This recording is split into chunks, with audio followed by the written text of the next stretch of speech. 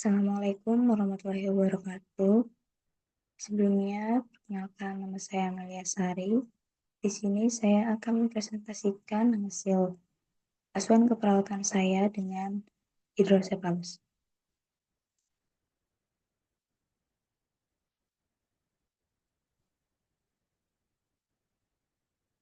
Yang pertama, tumor cerebellum.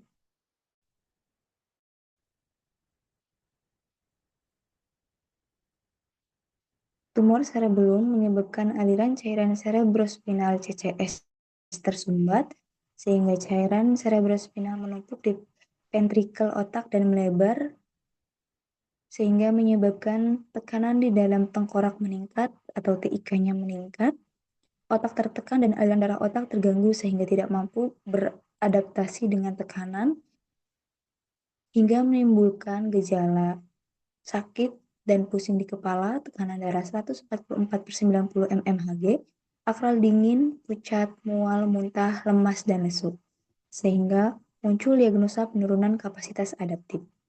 Selain muncul diagnosa penurunan kapasitas adaptif intrakranial, peningkatan TIK juga membuat selaput otak tertarik sehingga reseptor nyeri terangsang.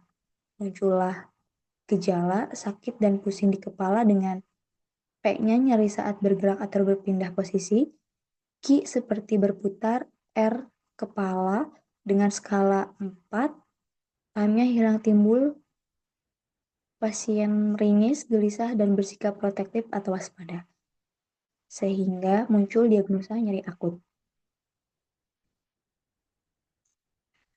Dari gejala yang tadi muncul, dapat diangkat diagnosa medis yaitu hidrosefalus. Mendapatkan informasi harus dioperasi sehingga pasien merasa terancam terhadap keselamatan jiwa dan akan ketidakpastian pengobatan gelisah dan khawatir sehingga muncul diagnosa ansietas. Dari ketiga diagnosa tersebut dapat diambil asuhan keperawatan. Yang pertama ada penurunan kapasitas adaptif intrakranial. Setelah dilakukan tindakan keperawatan 1 kali 4 jam, diharapkan perfusi cerebral meningkat dengan kriteria hasil. Untuk indikator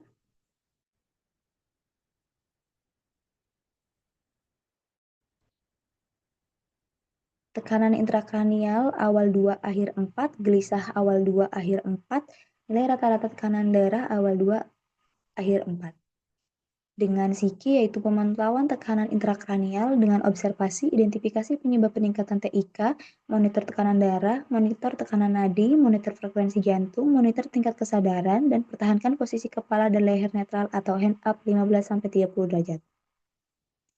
Untuk diagnosa yang kedua yaitu nyeri akut, setelah dilakukan tindakan keperawatan 1 kali 4 jam, diharapkan tingkat nyeri menurun dengan kriteria hasil, keluhan nyeri dari awal 2 menjadi 4, meringis dari awal 2 menjadi 4, sikap protektif dari awal 2 menjadi 4, sehingga SIKI-nya yaitu manajemen nyeri, observasi identifikasi lokasi karakteristik durasi, frekuensi, kualitas, intensitas nyeri, identifikasi skala nyeri, identifikasi respon nyeri nonverbal, identifikasi faktor yang memperingan dan memperberat nyeri, identifikasi pengetahuan dan keyakinan tentang nyeri, identifikasi budaya terhadap respon nyeri, identifikasi pengaruh nyeri terhadap kualitas hidup pasien, monitor efek samping penggunaan analgetik, monitor keberhasilan terapi komplementer yang sudah diberikan, fasilitasi istirahat tidur, kontrol lingkungan yang memperberat nyeri, berikan teknik dan farmakologi untuk meredakan nyeri. Di sini diberikan teknik relaksasi slow deep breathing dengan edukasi penyebab, periode, dan pemicu nyeri. Jelaskan strategi meredakan nyeri, anjurkan menggunakan analgetik secara tepat, anjurkan monitoring nyeri secara mandiri, kolaborasi pemberian analgetik jika perlu. Untuk diagnosa yang ketiga, ansietas. Setelah dilakukan tindakan keperawatan 1 kali 4 jam, diharapkan tingkat ansietas menurun dengan kriteria hasil, verbalisasi kekhawatiran akibat kondisi yang dihadapi, awal 2 akhir 4, perilaku gelisah awal 2 akhir 4, tekanan darah awal 2 akhir 4, diaforesis awal 2 akhir 4, pucat awal 2 akhir 4. Dengan Psiki yaitu terapi relaksasi, observasi identifikasi teknik relaksasi yang pernah efektif digunakan, monitor respon terhadap terapi relaksasi, gunakan nada suara lembut dengan irama lambat dan berirama, gunakan relaksasi sebagai strategi penunjang dengan analgetik atau tindakan medis lain. Edukasi anjurkan mengambil posisi nyaman, anjurkan rileks dan merasakan sensasi relaksasi, anjurkan sering mengulang atau melatih teknik relaksasi napas dalam. Untuk swabnya sendiri yaitu pasien mengatakan masih sedikit pusing di kepala dengan tekanan darah 156/99 mmHg, nadinya 60 kali per menit, posisi hand up 15-30 derajat. Masalah keperawatan penurunan kapasitas adaptif intrakranial berhubungan dengan obstruksi aliran cairan cerebrospinal hidrosepalus belum teratasi dengan indikator tekanan intrakranial dengan saat ini cukup menurun, gelisah saat ini cukup menurun 2 dan nilai rata-rata saat ini cukup memburuk 2. Dengan P-nya yaitu hentikan intervensi, pasien pindah rawat inap.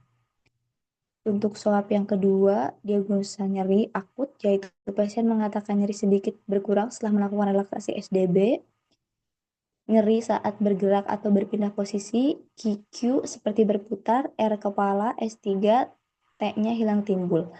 Untuk objektifnya, pasien tampak mempraktekkan SDB. Masalah keperawatan nyeri akut berhubungan dengan agen fisiologis relastasi sebagian dengan indikator keluhan nyeri, meringis, sikap protektif 3 sedang. Untuk P-nya yaitu hentikan intervensi, pasien pindah rawat inap. Untuk diagnosa yang ketiga, yaitu ansietas, pasien mengatakan sedikit berkurang tentang cemasnya.